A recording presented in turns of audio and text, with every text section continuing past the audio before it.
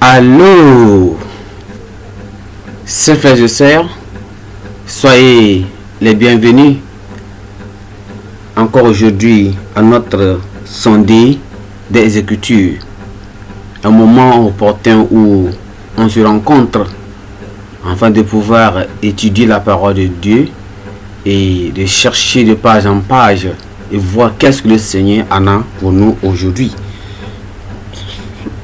Ce matin, nous avons une étude spéciale qui va parler sur notre victoire sur la tentation. Nous allons prier d'abord. Père, nous te remercions. Nous te glorifions pour cette opportunité que tu nous as donnée d'écouter ta parole et de pouvoir aller de page en page avec nous.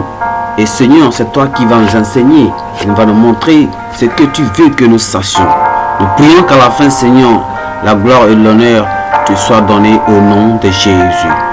Nous te remercions parce que tu nous as écoutés. Au nom puissant de Jésus, nous avons prié.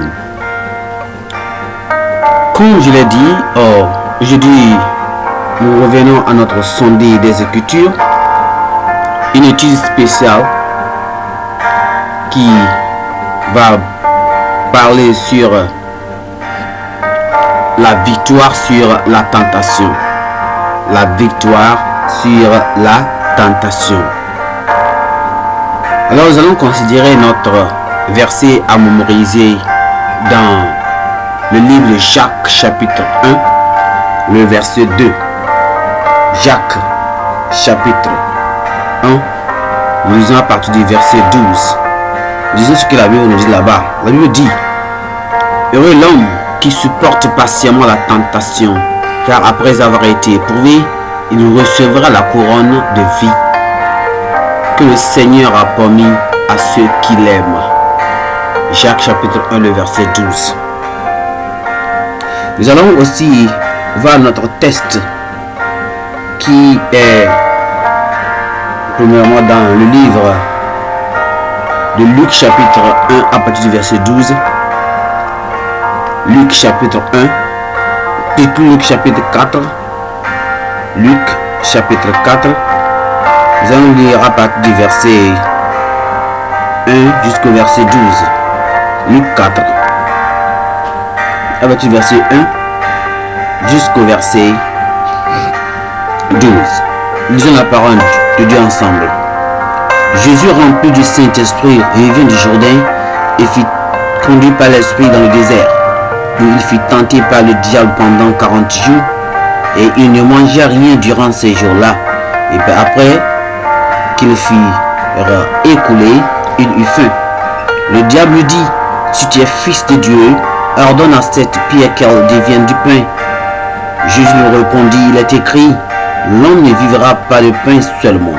Le diable l'ayant élevé, lui montra un instant tout le royaume de la terre, et lui dit: je te donnerai toute cette puissance et la gloire de ce royaume, car elle m'a été donnée, et je la donne à qui je veux. Si donc tu te prosternes devant moi, elle sera toute à toi. Jésus lui répondit: il est écrit, tu ordonneras le Seigneur ton Dieu, et tu le serviras lui seul. Le diable lui conduisit encore à Jérusalem, le plaça sur le haut du temple et lui dit: si tu es fils de Dieu, jette-toi d'ici en bas, car il est écrit, et donnera des ordres à ses anges à ton sujet, afin qu'ils te gardent. Et il te portera sur les mains, de peur que ton pied ne heurte contre une pierre. Jésus lui répondit: il est écrit, tu ne tenteras point le Seigneur ton Dieu. Tu ne tenteras point le Seigneur ton Dieu. Alors, en regardant dans cette étude, nous allons voir que le Seigneur Dieu parle de quelque chose tellement important que nous tous nous devons faire d'emphasis. Le Seigneur veut que nous pensions au terme à ce thème que nous considérons la victoire sur la tentation. La victoire sur la tentation. Et après que le salut et la délivrance du péché et le bonheur qui en résulte après que l'homme est devenu libre, l'objectif de Satan est de pouvoir le détourner encore, de contrecarrer la volonté de Dieu pour tous les racheter, pour ceux qui sont lavés et sauvés par le sang de l'agneau au calvaire. Alors il veut qu'ils chutent encore, qu'ils retombent dans leur vomi.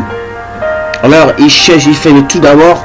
Satan ne veut pas que n'importe qui soit sauvé du péché, et même ceux qui sont sauvés du péché, qui retournent dans leur vomi. Alors il fait toujours la guerre chaque jour, chaque moment, chaque instant, de pouvoir les amener encore vers le péché, en utilisant un moyen tellement populaire à tous, à toute race, à tout n'importe qui, quelle que soit ta foi,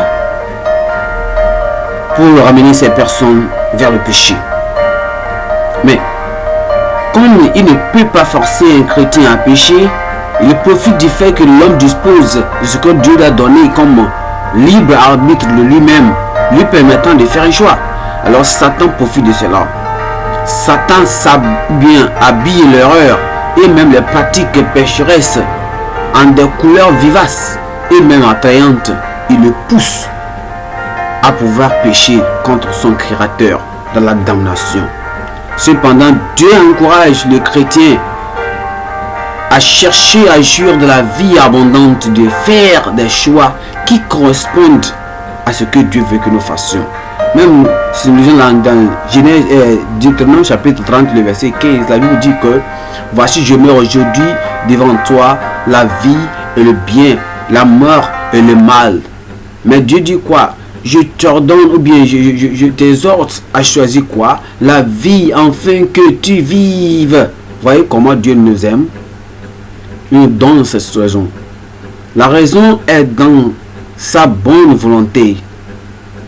Il a ordonné que les croyants soient conformes à l'image de son Fils bien-aimé et marchent selon la direction de son esprit, qui sait tout, qui voit tout et qui est tout puissant. Mais aujourd'hui, beaucoup de parmi nous, les chrétiens, ils sont soi-disant, ils sont ce qu'on peut dire, aveugles et même sourds.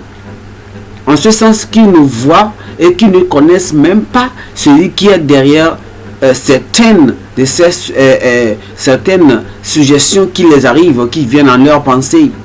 C'est là pourquoi même la Bible dit encore dans Ésaïe chapitre 42 et Job chapitre 33, la Bible dit que qui est aveugle si ce n'est pas mon serviteur, et le salut et la délivrance du péché et le bonheur qui en résulte, sourd comme mon messager que j'envoie, qui est aveugle comme l'ami de Dieu, aveugle comme le serviteur de l'Éternel.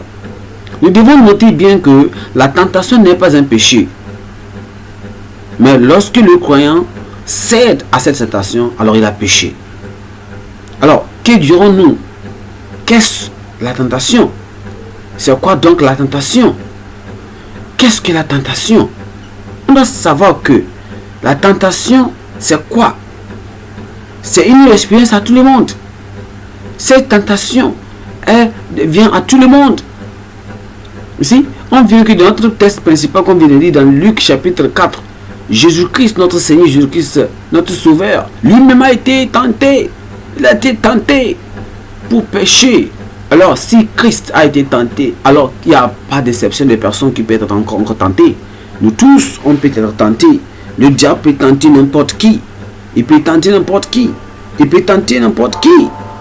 Mais quand la tentation nous arrive, elle n'est pas encore un péché, mais c'est quand on succombe, on tombe à cette tentation, c'est là où on fait le péché.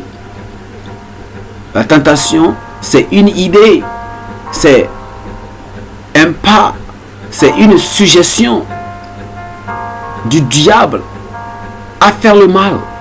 C'est une suggestion, c'est une idée qui vient en toi, te disant va faire ceci qui est mal.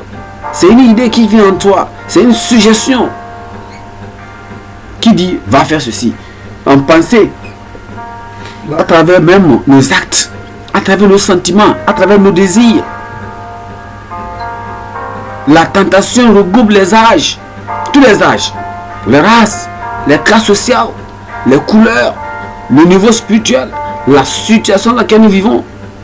Aucun saint dans cette vie ne peut vivre suffisamment longtemps ou croire suffisamment ou même croître, grandir suffisamment dans le Seigneur, dans la grâce, pour en dire que lui va se débarrasser de la tentation. Personne. Personne. Personne. Alors, le diable cherche de tout pour pouvoir faire tomber les personnes. Et dans cette étude, nous allons considérer que le Seigneur nous aide vraiment à avoir la victoire sur cette tentation et savoir quelle décision devons-nous prendre pour pouvoir résister à la tentation. Nous allons étudier quelques points dans ce. Premièrement, nous allons parler des sources de la tentation. D'où viennent les tentations? D'où viennent ces tentations? Elles viennent d'où? D'où viennent ces tentations? D'où viennent ces tentations? Et ensuite, nous allons parler de l'objectif visé par Satan à travers la tentation. Qu'est-ce que le diable cherche envers nous? Enfin, avant qu'il n'amène quoi? La tentation. Et suivant le point suivant, on parlera de la victoire pour le chrétien. La victoire pour le chrétien en cette tentation. Quelle sera la victoire? Quand cette tentation arrive vers toi, que fais-tu faire pour voir la victoire? Je prie que le Seigneur nous donne cette victoire au nom de Jésus. Et quatrièmement, on parlera de la préservation de toute tentation et les avantages des vainqueurs. Lorsque le Seigneur va nous donner cette victoire, quelle sera notre récompense? Qu'est-ce qui va arriver à nous? Quand le Seigneur Jésus-Christ lui-même a vaincu Satan, qu'est-ce qui s'est passé? On a vu cela de là, quand on a dit dans notre Luc chapitre 4. On va revenir au point numéro 1, qui est les sources de la tentation. Les sources de la tentation. Les sources de la tentation. Satan est la source de la tentation. Satan est la source de la tentation. Satan est la source de la tentation. Lui-même et son esprit, ainsi que même les agents, ses agents, sont tous les sources de la tentation. Tous. Lisons dans Jacques chapitre 1. Jacques chapitre 1, le verset 13 et 14. Que personne, lorsqu'il est tenté, ne dise: c'est Dieu qui me tente, car Dieu ne peut être tenté par le mal, et il ne tente lui-même personne. Mais chacun est tenté quand il est attiré et amorcé par sa propre convoitise. Mais puis la convoitise, lorsqu'elle a conçu, enfante le péché, et le péché étant consommé, produit quoi? La mort. Produit la mort.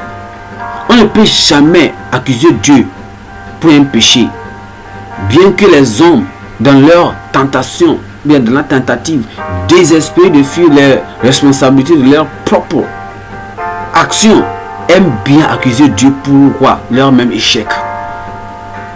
C'est ce que l'on fait toujours. Ce que toujours l'on fait. Qu'est-ce que quelle est la place de Dieu à l'égard aux tentations? Si on se revient de ce que l'apôtre Jacques nous a dit, il a dit que le désir ou bien la tentation commence par le désir de l'homme. La tentation, avant que la tentation ne vienne à un homme, ça commence par son désir. Son désir. Le désir qui est vraiment parfait et qui est vraiment lié, légitime à soi. Mais Dieu a voulu qu'on vraiment on ait la victoire sur ces choses-là. Quand Jésus, Satan savait que en même temps que Jésus a venu de faire le jeûne, il a fait le jeûne 40 jours, 40 nuits, il aura faim. Vous savez, il aura faim. Physiquement, il aura faim. Alors, quand il a fini de faire le jeûne, la chose qu'il a besoin en même temps après le jeûne, c'est quoi? C'est la nourriture. Le diable savait son désir après le jeûne. C'est ce qui fait, c'est la même chose. Le diable sait ce que nous sommes tellement affamés, nous sommes tellement désireux, ce que nous voulons énormément. Voulons ce que le diable va trouver comme occasion pour pouvoir nous tenter. Vous voyez? Alors, c'est notre désir. Premièrement, c'est notre désir ardent. Lorsque nous désirons quelque chose ardemment, nous devons faire attention. Parce que le diable peut utiliser cette chose que nous désirons ardemment, soit dans le mariage, soit tu as faim. Souvenez-vous un peu d'Ésaïe. Ésaïe a perdu son droit de naissance parce qu'il avait faim. Vous voyez ce que Satan a fait? C'est comme ça. Nous devons faire attention lorsque nous cherchons quelque chose tellement ardemment. Le diable peut l'utiliser pour pouvoir nous arracher de notre droit de naissance, nous arracher de notre bénédiction. Donc c'est qui vient de le cœur. Attention. L'ennemi, nous avons notre ennemi intérieur. C'est qui? C'est l'orgueil. Dans le cœur, l'orgueil, la convoitise, la vengeance, la jalousie. Tout cela se trouve dans notre cœur. Surtout dans notre cœur. Nous, on ne doit pas être étonné parce que la Bible nous a dit dans Jérémie et même dans Proverbe. La Bible nous a dit que le cœur est le trouble, comme le tortueux par-dessus tout. Il est méchant. Qui peut le connaître? On doit faire attention. Christ même a dans le Nouveau Testament, car c'est du dedans, c'est du cœur des hommes, qu'impudicité, qu'il est meurtre, qu'il est vol, qu'il est culpabilité, qu'il est méchanceté, la fraude, les dérèglements, le regard envieux, la calomnie, l'orgueil, la folie, toutes ces choses-là, tellement mauvaises, elles sortent du quoi? Du dedans de notre cœur. Et ça nous suit. Donc alors, la tentation survient dans nous lorsque nous sommes attirés par notre propre convoitise. Premièrement, ce que nous avons besoin. Deuxièmement, nous avons ce qu'on appelle la chair. La chair aussi est une source de tentation. Lorsque nous ne contrôlons pas notre chair, surtout quand nous sommes en présence d'un sexe opposé. Un sexe opposé, on voit ça aujourd'hui parmi les élèves, dans l'école, parmi les étudiants, parmi les hommes et femmes, n'importe où vous êtes. Lorsque vous êtes en présence avec des sexes opposés, avec leur partie du corps qui s'expose, cela vous serez attiré. Vous voyez ceci? On doit tellement faire attention. Et le Seigneur nous appelle aujourd'hui à voir quelles sont ces sources. Notre chair peut aussi être une source une source de tentation. Nous avons aussi ce qu'on appelle, troisièmement, on a les copains et les personnes apparemment proches. Les gens qui sont proches de nous, nos propres proches, peuvent nous en conduire aussi à la tentation. Ils peuvent nous emmener aussi à la tentation. Les conseils, méfiez-vous quand vous êtes tellement approuvé, vous êtes dans une situation difficile et vous cherchez seulement une aide. Ces personnes qui viennent auprès de vous pour vous conseiller, comme le moment de Job, méfiez-vous parce que ils peuvent vous conseiller mal. J'ai parlé vraiment du cœur, votre désir. Deuxièmement, la chair. Et troisièmement, j'ai parlé de quoi? Des personnes qui sont autour de vous. Quatrièmement, l'excès de confiance. Ou même, lorsque on a trop de confiance en quelqu'un, cette personne peut aussi nous tenter, nous amener à la tentation. Et on sera perdu complètement.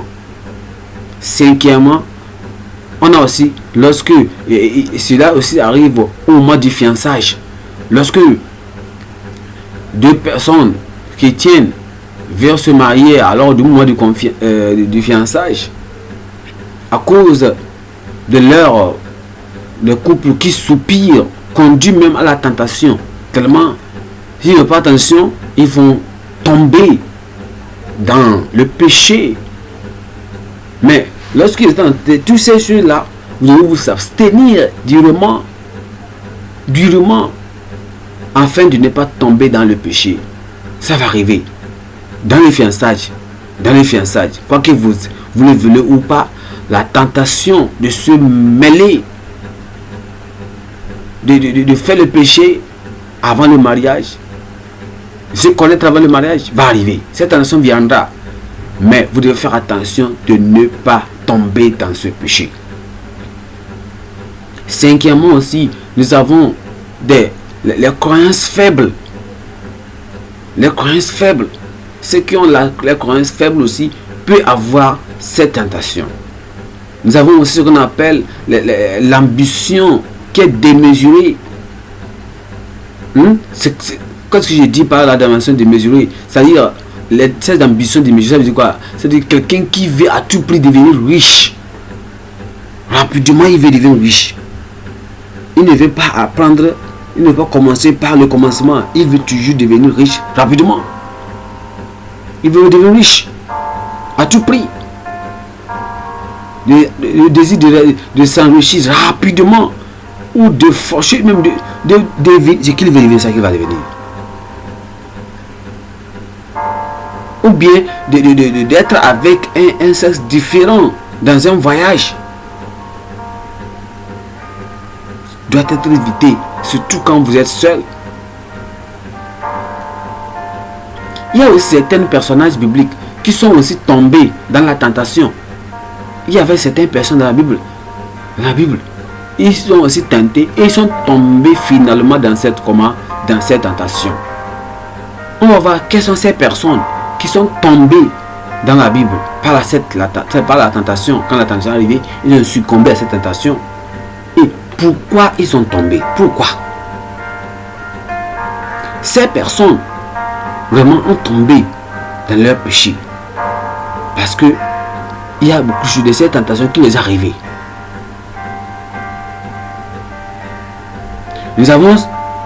On peut parler de Lot. Premièrement, Lot, dans l'Ancien Testament. Lot a dressé cette tente après qu'une ville condamnée à la destruction. Ici, il a voulu se satisfaire, ou bien il a voulu satisfaire son appétit à tout prix. Lot a fait quoi? Quand je parle de Lot qui est parti danser, il a voulu trouver une grande place. Puisque Abraham, il a ouvert ses yeux. Il a dit la terre est bonne. Ceci, la convoitise de ses yeux. Lot est vraiment, finalement, il est parti rentrer dans Sodome et Gomorrhe, qui était vraiment détruit par Dieu. Et je parlais de la deuxième personne de la Bible. On peut parler d'Ésaü,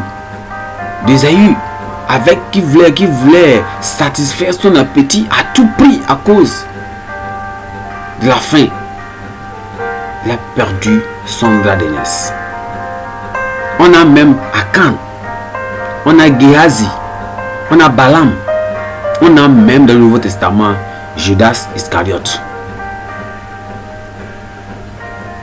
Leur vie et leur ministère apparemment a épanoui, se sont échoués contre les rochers, comme les conséquences naturelles. On peut même parler aussi d'autres personnes qui, comme David, Amnon, Salomon et même Samson. Tout ce que je viens de citer, ils ont fait? Eux, ils ont fait quoi? Ils ont commis l'immoralité à cause de leurs yeux, à cause de leur convoitise, à cause de ce qu'ils ont vu. On a aussi cette fille dans l'Ancien Testament qui est Dina, a aussi commis comment? L'immoralité sexuelle. On a vu même Samson qui a fait quoi? Qui est dans le joug étranger. Le Samson est rentré dans un joug étranger dans le mariage. Que le Seigneur nous aide à avoir la victoire sur la tentation lorsqu'elle vient au nom de Jésus. Deuxième point, l'objectif visé par Satan à travers la tentation. Quelle est la pensée primitive de Satan lorsqu'il cette tentation, il nous amène cette tentation? Nous devons savoir que l'Écriture même, la Bible nous dit que l'ignorance de certains saints concernant l'objectif voulu par Satan, qui est d'orchestrer leur chute, les a aidés à quoi? De ces ruses planifiées contre eux. Mais la parole de Dieu nous dit, surtout étant enfant de Dieu, dans Jean chapitre 10, le verset 10. Jean chapitre 10, le verset 10. La Bible dit quoi? La Bible dit, le voleur ne vient que pour dérober, égorger et détruire. Mais Jésus dit quoi? Moi je suis venu afin que les brebis aient la vie et qu'elles soient dans l'abondance. Le diable toujours ne fait que planifier et calculer. Il conçoit toujours des stratégies. Pour faire quoi? Pour exécuter d'une manière bien structurée, organisée. Et de tout ce que Dieu veut de nous, ou tout ce que nous avons en Dieu. Mais tout ce que Dieu aime en nous, Satan veut détruire cela. Ce qu'il aime, ce qu'il est, Satan veut détruire ça. Il veut que nous fassions cela. Tout ce que Dieu apprécie, Satan veut que nous, on désapprécie cela. Il dévalue tout. Tout ce que Dieu construit, Satan détruit. Il détruit tout. Alors, nous devons savoir que David ignorait ses ruses. Il a ignoré les ruses de Satan. C'est ça. C'est pour que Dieu nous aide à savoir que Satan est vraiment là pour pouvoir détruire et détruire. Il ne va pas nous avoir au nom de Jésus. Ces flatteries et toutes ces choses de Satan ne vont jamais nous reprendre en ignorance au nom de Jésus. Point numéro 3, la victoire pour les chrétiens. Gloire à Dieu. Dieu nous donne la victoire. Quelle que soit la forme de la tentation,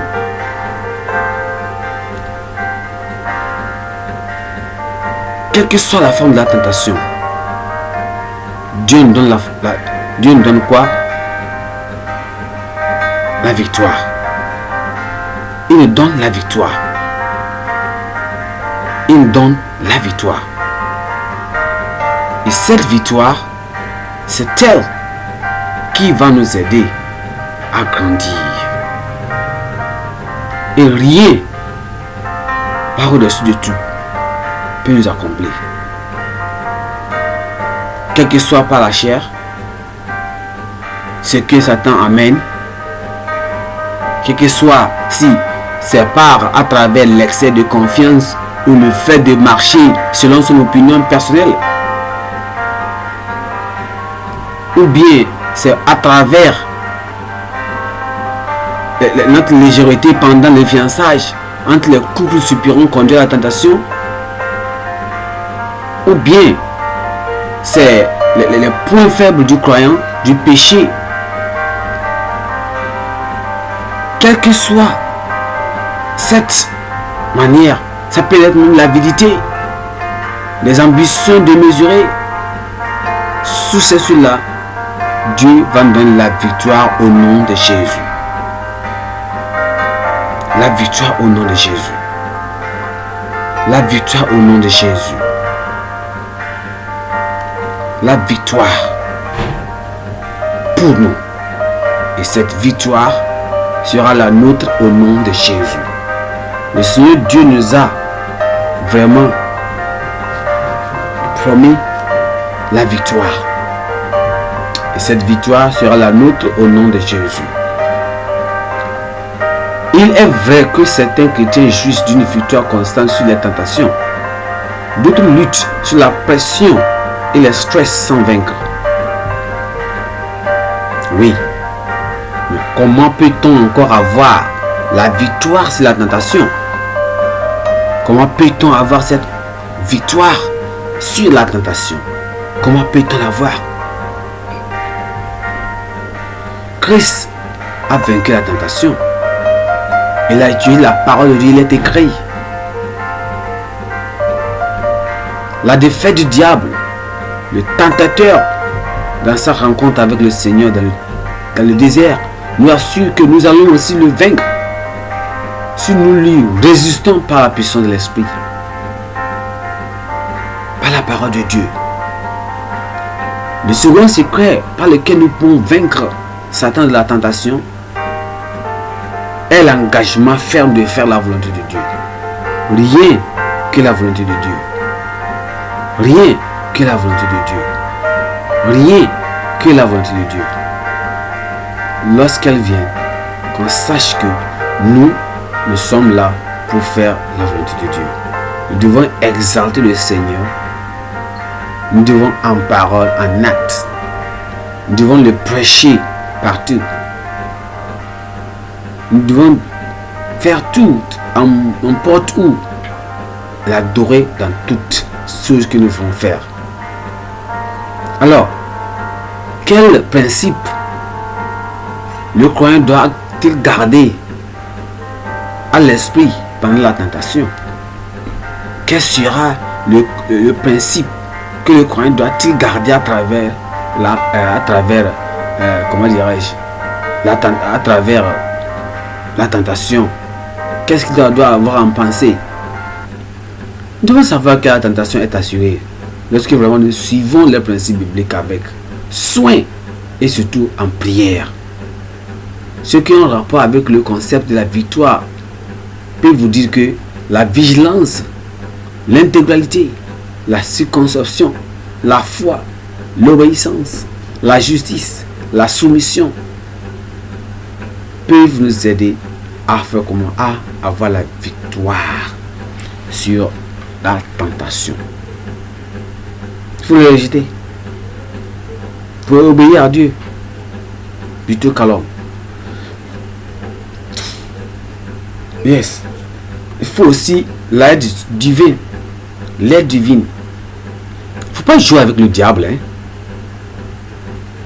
Nous devons résister le diable et il fuira loin de nous. La Bible nous a dit dans Jacques chapitre 4, verset 7. Il faut aussi avoir comment un combat de foi. Un combat de foi. Un combat de foi. Et par-dessus tout, nous devons prendre le bouclier de la foi par lequel nous pouvons éteindre tous les traits inflammés du malin, du diable.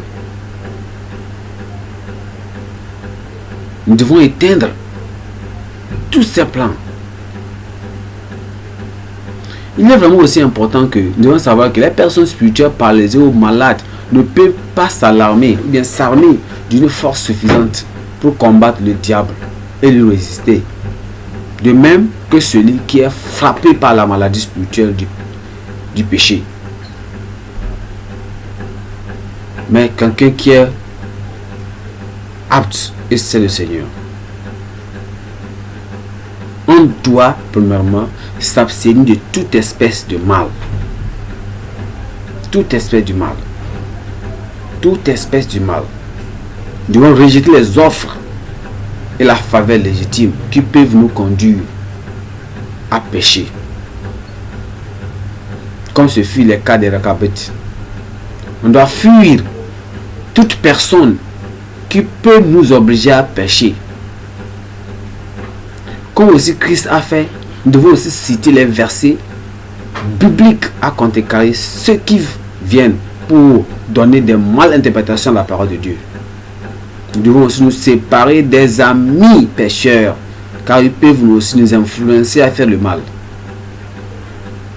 Nous devons aussi se dépendre de l'Esprit de Dieu pour qu'il nous montre la voie sur laquelle on peut faire pour échapper à la tentation.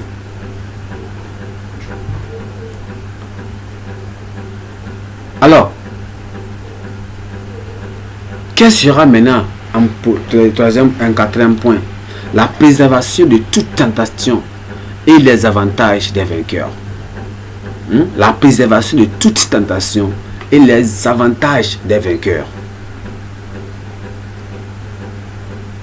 Qu'est-ce que cela veut dire? Ça veut dire que quels sont les avantages dont profitent les croyants qui ont la victoire sur la tentation et même le tentateur du diable.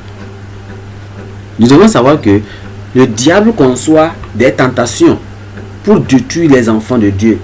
Mais la grâce de Dieu est abondante pour leur permettre de le vaincre. Les croyants qui ont été les plus utilisés par Dieu sont également ceux qui ont été les plus tentés. Il faut le savoir. Abraham a été utilisé vraiment par Dieu. De même, Satan l'a vraiment tenté. Jacob, Moïse, David et Paul, ils sont vraiment été utilisés par Dieu. De même, ils ont vraiment rencontré de grandes tentations sur leur voie. De plus tu es plus utilisé par Dieu, de plus prépare-toi à rencontrer de plus grandes tentations. Ils ont eu même des tentations graves. Mais ils ont tous eu quoi? La victoire par la grâce de Dieu. Alors, lorsque nous avons la victoire sur la tentation, notre caractère chrétien se développe et s'affermit. Et s'il n'y avait pas de tentation, nous manquerions à force spirituelle. Il faut le savoir. Nécessaire pour avancer. C'est la tentation. Lorsque tu vins une tentation, alors tu montes au pas numéro 2. Et lorsque tu viens au pas numéro 2, tu rencontres une autre tentation qui est plus grande que la première phase. Et là, quand tu viens aussi de la phase numéro 2 tentation, tu grandis en haut. Et la tentation qui viendra encore au phase numéro 3 sera plus grande encore que pour les autres. Et quand tu la viens, c'est comme ça, jusqu'au truc que tu grandis et tu continues. Ça ne veut pas dire que à tout moment là, tu n'as plus de tentation. Non, n'importe quel moment tu arrives, tu as les tentations. Mais alors, nous disons que la tentation n'est pas un péché. Mais c'est succomber, tomber, adhérer, accéder à cette tentation qui nous amène à pécher. Mais Dieu permet cette tentation. Pourquoi? Pour nous éprouver, pour nous parfaire, pour la vie spirituelle du chrétien. Mais il limite Satan dans les tentations qu'il envoie contre ses serviteurs fidèles. Dieu limite cela. Sinon, s'il devait laisser toutes les tentations venir, beaucoup de personnes vont tomber. Et qui sera sauvé? Il est également maître de ces tentations qui sont permises pour accomplir sa propre gloire, édifier les saints et humilier Satan.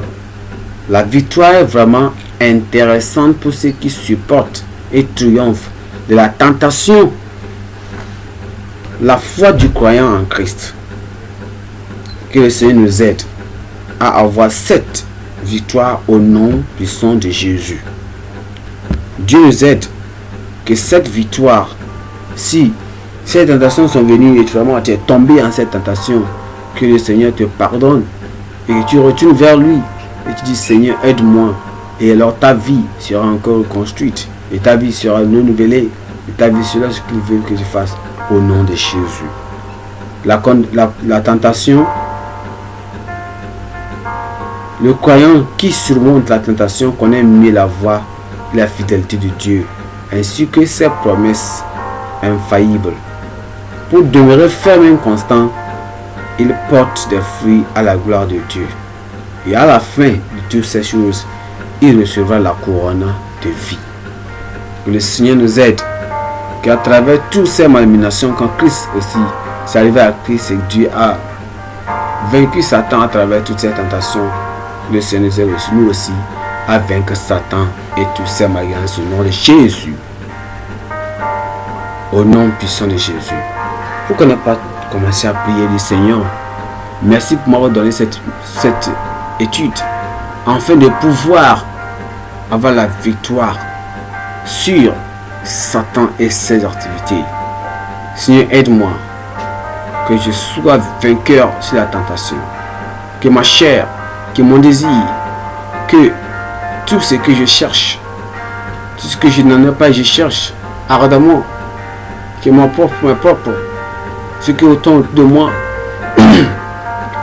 personne, mes amis, ne vont pas me conduire à la tentation, mais que j'ai un esprit éveillant, Il n'y en a pas, loin de moi, l'ignorance, et d'être veillé à pouvoir résister à la tentation, n'importe quelle que soit sa forme, sa nature, sa grandeur et sa hauteur, que j'ai la victoire comme Christ Alain, au nom de Jésus, au nom puissant de Jésus.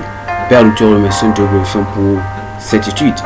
Nous prions, Seigneur, qu'à travers cette étude, tu nous as montré que la tentation n'est pas un péché, mais c'est comme on accède à cette tentation de se réaliser qu'elle devient péché. Nous prions, Seigneur, aide-nous à avoir la victoire au nom de Jésus, pour qu'enfin, à travers chaque niveau que nous vainquons cette tentation, Seigneur, tu vas nous élever au nom de Jésus. Merci parce que tu nous as exaucés. Au nom puissant de Jésus, nous avons prié. Amen. Merci. Que Dieu vous bénisse. Amen.